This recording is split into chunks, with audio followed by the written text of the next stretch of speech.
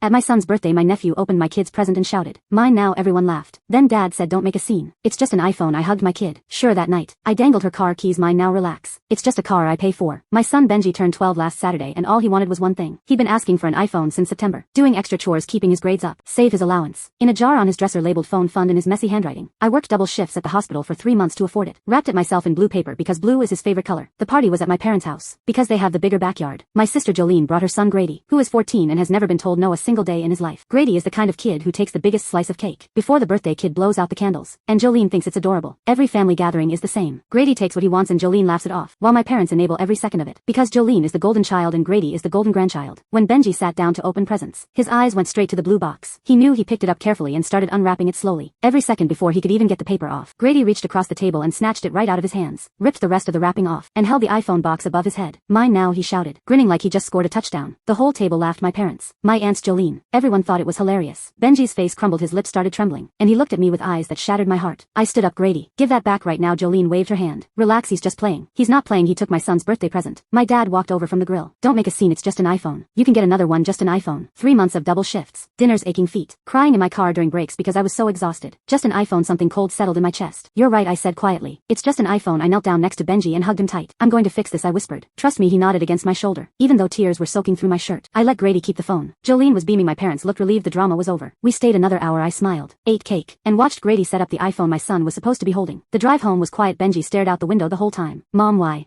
didn't anyone help me?" "Because they don't think it matters." But it matters to me that night. I waited until 11 p.m. then drove back to my parents' house, where Jolene's car sat in the driveway. She always stayed late drinking wine with my mom. But here's the thing about Jolene's car. I paid for it 2 years ago. She lost her job and couldn't make payments. She begged me to take over the loan. I've been making every payment since. The title is in my name. I walked up, pulled out my spare key and drove it home. Then I texted her, "Mine now, relax. It's just a car." My phone exploded. Jolene calling over and over. My dad calling, my mom calling. I answered on the 4th try. "Bring my car back right now." "Your car? Check the title. Check every payment for the last 2 years. That's my car. I need that car for work." And Benji needed that iPhone. Funny how taking someone's things only matters when it happens to you. My dad got on the phone. "Bring the car back and stop acting like a child. It's just a car, Dad. Don't make a scene." Dead silence. Next morning, Jolene showed up with the iPhone box and tears streaming down her face. "Here, take it. Just give me back my car." I opened the box. Already used. Grady's fingerprints everywhere. A wallpaper of Grady's face on the screen. "This has been opened and used. So what? It still works. So does the car." I closed the door. She stood on my porch for 20 minutes. That afternoon, I bought Benji a brand new iPhone with my own money again. Then I sold Jolene's car for exactly what I owed on the loan. We found out 2 days later when she came back with the phone. Freshly factory reset. "Where's my car?" Sold it. Her face went white. "You sold my car?" "My car used the money to cover what I'd been paying 2 years. Consider us even." My parents called me heartless. Jolene hasn't spoken to me since. But last night, Benji came downstairs holding his new iPhone and hugged me so tight. I couldn't breathe. "Thanks for being the only one who fights for me, Mom. That's all that matters." Full story. Go.